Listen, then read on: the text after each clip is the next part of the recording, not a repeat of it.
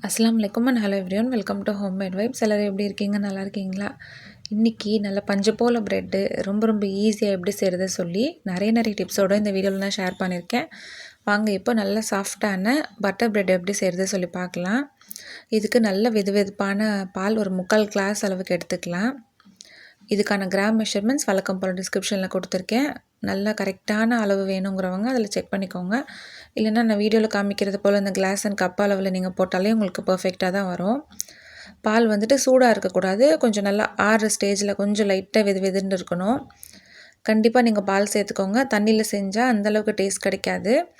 இது கூட ஒரு 4 ஸ்பூன் அளவுக்கு சர்க்கரை சேர்த்துக்கலாம்.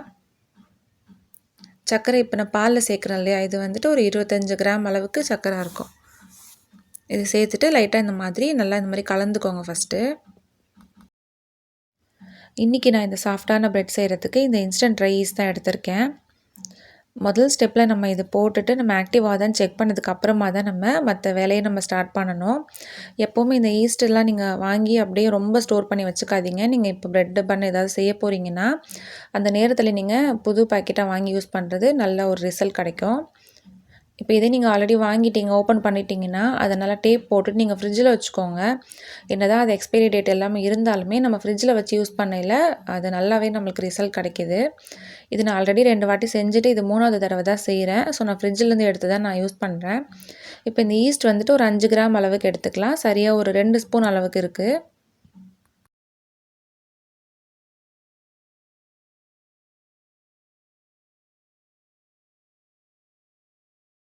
இப்போ இந்த ட்ரை ஈஸ்ட் நல்லாவே இந்த மாதிரி மிக்ஸ் பண்ணி வச்சுக்கலாம்.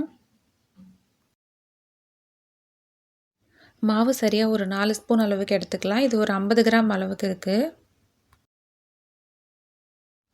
இப்போ நம்ம எடுத்து வச்சுருந்த மாவை இந்த பால் ஈஸ்ட் கலவை கூட சேர்த்து நல்லா இந்த மாதிரி ஒன்று போல் மிக்ஸ் பண்ணி வச்சிடலாம். நல்லா மிக்ஸ் பண்ணிவிட்டு இது ஒரு 1/2 மணி நேரத்துக்கு அப்படியே நம்ம மூடி போட்டு வச்சிடலாம்.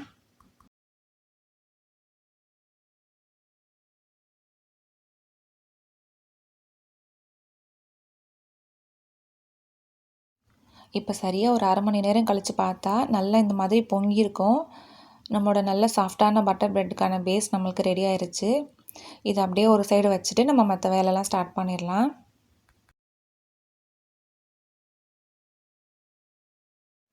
இந்த கரண்ட்டுக்கு மட்டும் எப்படி தான் நான் ரொம்ப இன்ட்ரெஸ்ட்டாக ஆர்வமாக வேலை பார்க்குறது தெரியுதுன்னு தெரியல. இன்றைக்கெல்லாம் நானாக வந்துட்டு வீடியோ எடுக்கலாம் அப்படின்ட்டு வரேன். அப்படி இல்லைன்னா ஏதாச்சும் ஒன்று நம்ம ரொம்ப ஆசையாக நம்ம பேக் பண்ணிகிட்ருப்போம் இல்லையா, அந்த மாதிரி நேரத்துலலாம் சரியாக சதி பண்ணுறது போல் இந்த கரண்ட் போயிடுது.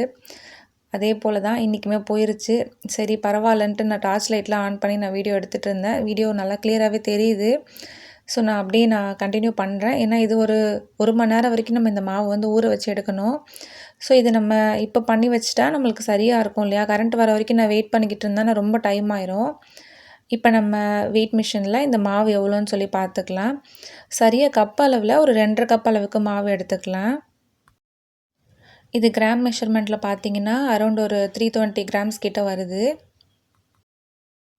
மாவோட அளவு நம்ம இவ்வளோ தான் எடுக்கணுன்ட்டு இல்லை. நம்ம எடுத்திருந்த அளவோட கொஞ்சம் கூடவா நம்மளுக்கு தேவைப்பட்டால் கூட நம்ம சேர்த்துக்கலாம். நம்ம ப்ரெட்டுக்கு மாவு பிசையல நம்மளுக்கு தெரியும் ஒரு மாதிரி ரொம்ப பிசுன்னு இருக்க மாதிரி இருந்தால் கொஞ்சமாக நம்ம கூட நம்ம மாவை சேர்த்துக்கலாம். இப்போ இந்த மாவு அளந்துட்டோமா, இது கூடவே நம்ம சர்க்கரையுமே அளந்துக்கலாம். இந்த ப்ரெட் நல்லா டேஸ்ட்டாக இருக்கிறதுக்காக நம்ம சர்க்கரையுமே சேர்த்துக்கிறோம். இது கூட ஒரு 50 கிராம் அளவுக்கு சர்க்கரை சேர்த்துக்கலாம். இது பொடி பண்ணாத அப்படியே நம்ம முழு சர்க்கரையாக தான் சேர்க்குறோம். குட்டி ஸ்பூனில் ஒரு பாதி ஸ்பூன் அளவுக்கு உப்பு சேர்த்துக்கலாம்.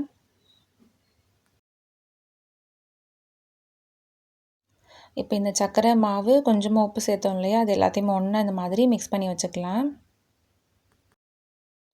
மாவு கண்டிப்பாக ஒரு வாட்டியாவது நீங்கள் ஜலிச்சு சேர்த்துக்கோங்க. நான் ஆல்ரெடி ஜலிச்சு வச்சது நான் அப்படியே சேர்த்துக்கிட்டேன்.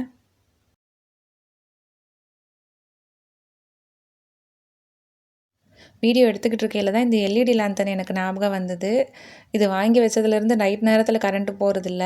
சரி இப்போ வீடியோக்கு யூஸ் பண்ணிக்கிறோன்ட்டு நான் ஆன் பண்ண நல்லா பளிச்சுன்ட்டு நல்லா வெளிச்சமாகவே இருந்தது. இப்போ நம்ம நல்லா ஒரு க்ளீனான ஒரு பவுலில் ஒரு 3 முட்டை உடச்சி சேர்த்துக்கலாம்.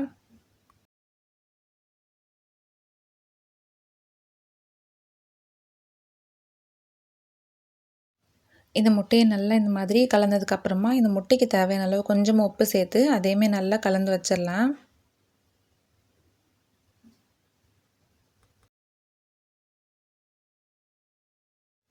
இப்போ நம்ம ரெடி பண்ண அந்த பேஸ் கூட நம்ம அடித்து வச்ச முட்டையுமே சேர்த்து நல்லா ஒரு வாட்டி கலந்து வச்சிடலாம்.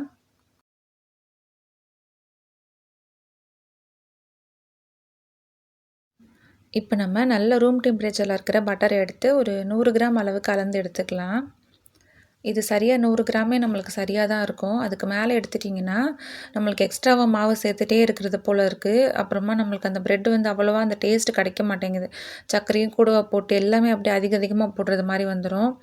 ஸோ சரியாக 100 கிராம் இல்லைன்னா அதுக்கு கொஞ்சம் கம்மியாக இருந்தாலும் பரவாயில்ல. நல்லா இந்த மாதிரி சாஃப்டான பட்டரை எடுத்துக்கோங்க. ரொம்ப அந்த திக்காக ஃப்ரிட்ஜ்லேருந்து எடுத்து உடனே யூஸ் பண்ண வேண்டாம். முன்னாடியே எடுத்து வெளியில் வச்சுருங்க.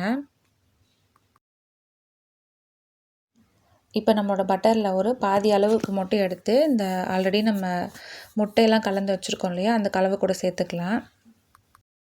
பட்டர் சேர்த்துட்டு ஒரு கலக்கு இந்த மாதிரி கலக்கி எடுத்துகிட்டு அதுக்கப்புறமா நம்ம மாவு சேர்த்துக்கலாம். இடையில ஒரு சின்ன சம்பவம் ஆகிப்போச்சு. நான் ஆல்ரெடி அந்த மாவு கூட சர்க்கரையெல்லாம் கலந்து தானே வச்சுருக்கேன். அப்போ கூட ரொம்ப பெரிதனம் பிடிச்சி போய் நம்ம திருப்பி நல்லா நம்ம ஜலிச்சு சேர்ப்போம், நல்லா நம்மளுக்கு சாஃப்டாக வரும்ன்ட்டு சர்க்கரை இருக்கிறது ஞாபகம் இல்லாமல் நான் அப்படியே சேர்த்துட்டேன். என்னடா இது மாவு கீழவே இறங்க மாட்டேங்குது, ஸ்பூன் வச்சு கலக்கும் போது தான் எனக்கு அதில் சர்க்கரை கலந்து வச்சதே ஞாபகத்துக்கு வருது.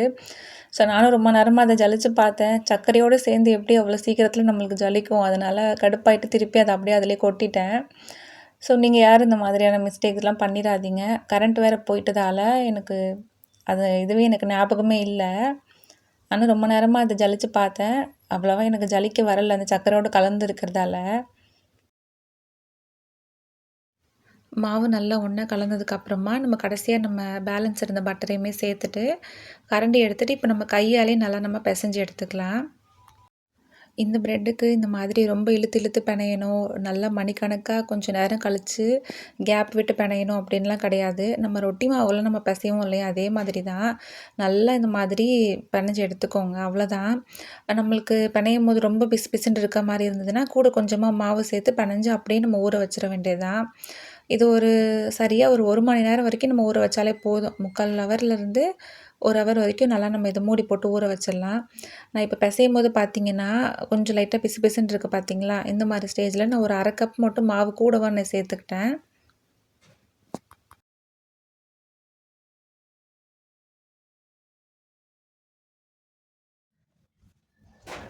அவ்வளோதான். இப்போ பார்த்தீங்கன்னா தெரியும், நல்லா அழகாக கையில் ஒட்டாமல் நல்லா அழகாக நம்மளுக்கு ஒரு பரோட்டா மாவு மாதிரி வந்துருச்சு பாருங்கள்.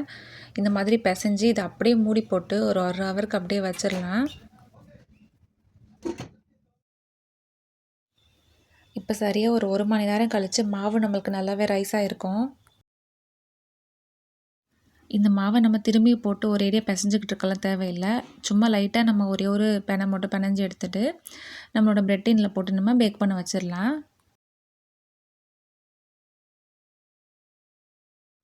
இந்த ப்ரெட் டின் நான் பெரம்பூரில் இருக்க பவானி எசன் ஷாப்பில் தான் வாங்கினேன். 140 ரூபா. இது ஒரு வாட்டி யூஸ் பண்ணதுமே இந்த சைடில் அந்த கார்னர்ஸ்லலாம் ஒரு மாதிரி துரு மாதிரி அந்த கலர் அப்படியே கலர ஆரம்பிச்சிருச்சு. ஸோ நீங்கள் ஏதாவது வாங்குனீங்கன்னா கொஞ்சம் நல்லா பார்த்து செக் பண்ணி வாங்க. ரொம்ப அழகாக இருந்தது, நல்லா இருக்குன்னு சொல்லி தான் நான் வாங்கினேன். இந்த மாதிரி ப்ரெட் டின்ஸ் எல்லாமே இப்படி தான் ஆகுமா, இல்லை இது மட்டும் இப்படி இருக்கான்னு சொல்லி தெரியல.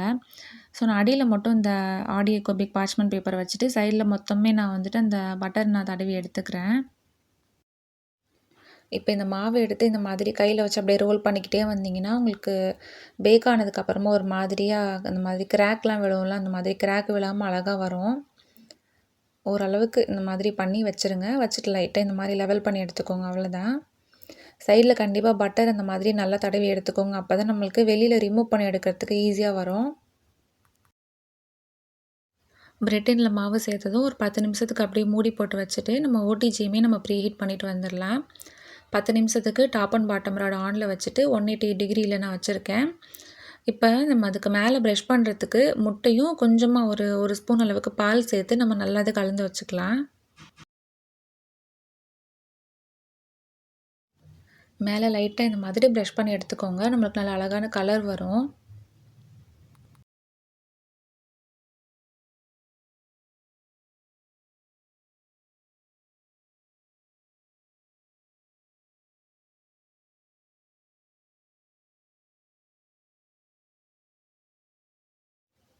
இந்த ப்ரெட்டை சரியாக நம்ம ஒரு 25 நிமிஷத்துக்கு மட்டும் நம்ம பேக் பண்ணி எடுத்துக்கலாம். அதுக்கு மேலே ரொம்ப ஓவர் பேக் பண்ணிடாதீங்க. ப்ரெட்டை வெளியில் எடுத்து கையோட இதுக்கு மேலே கொஞ்சமாக பட்டர் தேய்ச்சி வச்சிடலாம். நம்மளுக்கு ஹார்டாக போகாமல் இருக்கும். நல்லா அப்படியே சாஃப்டாகவே இருக்கும். ப்ரெட்டு பேக் ஆகி நம்ம வெளியில் எடுத்ததுலேருந்து சரியாக ஒரு 1 மணி நேரம் வரைக்கும் நம்ம இதை டிஸ்டர்ப் பண்ணாமல் அப்படியே விட்டுறணும். இது நல்லா ஒரு 1 ஹவர் கழித்து தான் நம்ம இதை டீமோல்ட் பண்ணணுமே. அப்போ தான் நமக்கு நல்லா அழகாக எடுக்க வரும். நல்லா பஞ்சு போல் சாஃப்டான பட்டர் ப்ரெட் நம்மளுக்கு ரெடி ஆயிடுச்சு. எவ்வளோ சாஃப்டாக இருக்குது பாருங்கள். வாங்க இதை நம்ம பீஸ் போட்டு பார்த்துடலாம். இதோட வெயிட் அரௌண்ட் ஒரு 840 கிராம்ஸ் கிட்ட இருந்தது. இந்த ப்ரெட் நல்லா ஆறுனதுக்கு அப்புறமா தான் நம்ம இதை கட் பண்ணணும். நம்மளுக்கு அப்போ தான் நல்லா அழகாக உடையாமல் அழகாக பீஸ் போட வரும். சூடாக இருக்கும் போதே கட் பண்ணிங்கன்னா ஒரு மாதிரியாக உங்களுக்கு ஒழுங்காக உங்களுக்கு பீஸ் போட வராது. பார்த்தீங்கனாலே தெரியும் எவ்வளோ நல்லா சாஃப்டாக சூப்பராக வந்திருக்குதுன்ட்டு. கண்டிப்பாக எல்லாருமே ட்ரை பண்ணி பாருங்கள். இந்த ப்ரெட் சரியாக நம்ம ரூம் டெம்பரேச்சரில் 5 நாள் வரைக்கும் தான் தாக்கு பிடிச்சது. உங்களுக்கு அதுக்கு மேலே நீங்கள் வச்சுக்கணுன்னா நீங்கள் ஃப்ரிட்ஜில் வச்சு யூஸ் பண்ணிக்கோங்க. நான் சரியாக அந்த குட்டி பாக்ஸ் இருக்கும்ல, நம்ம இந்த ப்ரௌனி அப்புறம் முட்டை மிட்டாயெல்லாம் குட்டி குட்டி பீஸ் வச்சு கொடுக்குற பாக்ஸில் வச்சு நான் எக்ஸ்பெரிமெண்ட் பண்ணியிருந்தேன். சரியாக 5 நாள் வரைக்கும் தான் தாங்குச்சு. 6வது நாள் அதில் ஃபங்கஸ் வர ஆரம்பிச்சிருச்சு. ஸோ நீங்கள் 5 நாளுக்குள்ளே காலி பண்ணிடுங்க. அப்படி இல்லைன்னா ஃப்ரிட்ஜில் வச்சு நீங்கள் யூஸ் பண்ணிக்கோங்க. ரொம்ப நல்லா சாஃப்டாக சூப்பராக இருந்தது. 5 நாள் வரைக்குமே அது ட்ரையே ஆகலை. நல்லா சாஃப்டாகவே இருந்தது. கடையில் வாங்குகிற ப்ரெட்டுக்கும் இதுக்கும் அவ்வளோ டிஃப்ரென்ஸ் இருந்தது. நல்ல வாசமாக இருந்தது இது பேக் ஆகையிலேயே. இந்த பப்ஸ் எல்லாம் செய்யும்போது நான் நிறைய வாட்டி ஃபீல் பண்ணியிருக்கேன். இதுக்கு பேசாமல் நம்ம ஒரு ₹10 கொடுத்து நம்ம கடையில் வாங்கி சாப்பிட்றலான்ட்டு. ஆனால் இந்த ப்ரெட் இதோட நான் 3வது தடவை இந்த வீடியோ எடுக்கையில் நான் செஞ்சுருக்கேன். இது ரொம்ப ஈஸியாகவும் இருந்தது செய்கிறதுக்கு. ரொம்ப கொஞ்சம் சாட்டிஸ்ஃபேக்ஷனாகவும் இருந்தது. வீட்டிலேயே நம்ம செஞ்சு கொடுக்குறோம் பசங்களுக்குன்ட்டு. இல்லை ஜாம் தடவி கொடுக்கையில் அவ்வளோ நல்லா டேஸ்ட்டாக சூப்பராக இருந்தது. கண்டிப்பாக எல்லாருமே ட்ரை பண்ணி பாருங்கள். நான் வீடியோவில் சொல்லியிருந்தேன் அந்த குட்டி குட்டி டிப்ஸ் எல்லாமே ஃபாலோ பண்ணி கண்டிப்பாக எல்லாருமே செஞ்சு பார்த்துட்டு எனக்கு ஃபீட்பேக் கொடுங்க. அவ்வளோதான், இதோட இந்த வீடியோ முடியுது. இந்த வீடியோ உங்கள் எல்லாத்துக்குமே ரொம்ப ரொம்ப யூஸ்ஃபுல்லாக இருந்திருக்கும்னு சொல்லி நினைக்கிறேன். யூஸ்ஃபுல்லாக இருந்தால் மறக்காமல் லைக் பண்ணிக்கோங்க. உங்கள் ஃப்ரெண்ட்ஸ் அண்ட் ஃபேமிலிக்குமே ஷேர் பண்ணுங்கள். நம்ம சேனல் ஹோம்மேட் வைப்ஸ் யாராவது இது வரைக்கும் சப்ஸ்கிரைப் பண்ணாமல் பார்த்துட்ருக்கீங்கன்னா மறக்காமல் சப்ஸ்கிரைப் பண்ணி சப்போர்ட் பண்ணுங்கள். நம்ம வேறு ஒரு இன்ட்ரெஸ்டிங்கான ஒரு வீடியோவில் மீட் பண்ணுவோம். தேங்க்ஸ் ஃபார் வாட்சிங்.